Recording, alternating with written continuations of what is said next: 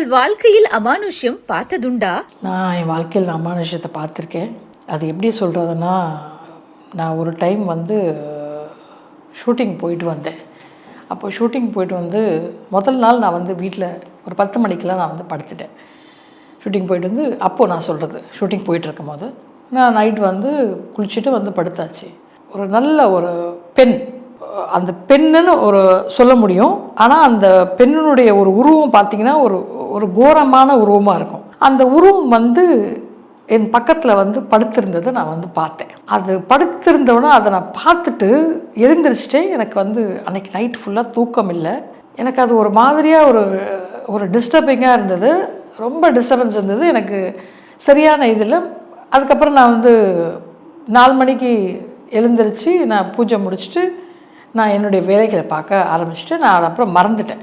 மறுநாளும் நான் அதே மாதிரி ஷூட்டிங் முடிச்சுட்டு, அன்றைக்கி எனக்கு சீக்கிரமாகவே ஷூட்டிங் முடிச்சுட்டு நான் வந்தோடனே கொஞ்சம் நேரம் டிவி பார்த்துட்டு நான் படுக்கிறேன். சாப்பிட்டு படுக்கிறேன்.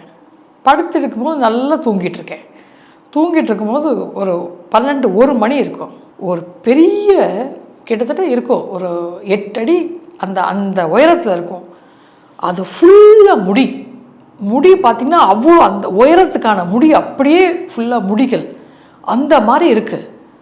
அது அப்படியே இந்த கையெல்லாம் பார்த்திங்கன்னா, இதெல்லாம் நான் சினிமாவில் பார்த்துருப்போம்.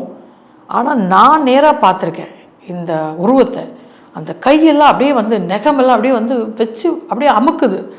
நான் கத்துறேன், மூச்சு விடுறேன். எனக்கு எந்த இதுவுமே இல்லை.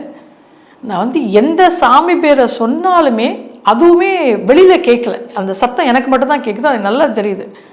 அதுக்கப்புறம் அதை நான் அடிக்கணும், அதை நான் தள்ளணும்னு சொல்லிட்டு நான் ஏதோ ஒரு கையில் ஒரு பொருள் இருக்குது, அதை இப்படி தேடி எடுக்கும்போது எடுத்து அந்த என்னுடைய பெட்லேருந்து நான் இது பண்ணுறேன். அப்போ தான் தெரியுது அது அந்த உருவமாக இல்லை, அந்த நான் வச்சுருக்கிற அந்த பொருள் உள்ளே இப்படி போயிட்டு வருது. அதுக்கப்புறம் பயங்கரமாக கத்தி அதனோட ஃபைட் பண்ணுற இது இருந்தது வச்சு. அதுக்கப்புறம் டக்குன்னு அது விட்டுருச்சு. நான் சாமி பேரெல்லாம் சொல்லி நான் ஒரு தெய்வத்தை எல்லாம் இழுத்ததுக்கப்புறமா அது இதாச்சு. அதுக்கப்புறம் நான் எந்திரிச்சா என்னால் எந்திரிச்சு உட்கார முடியல. என்னுடைய தோள்பட்டை, கை, கால், உடம்பெல்லாம் பயங்கர வலி. 10 பேர் சேர்ந்து ஒரு இது பண்ணால் எப்படி இருக்கும், அடித்து போட்டால் எப்படி இருக்கும், அந்த மாதிரியான உடம்பு பயங்கர வலி. அவ்வளோ ஒரு இது பண்ணேன்.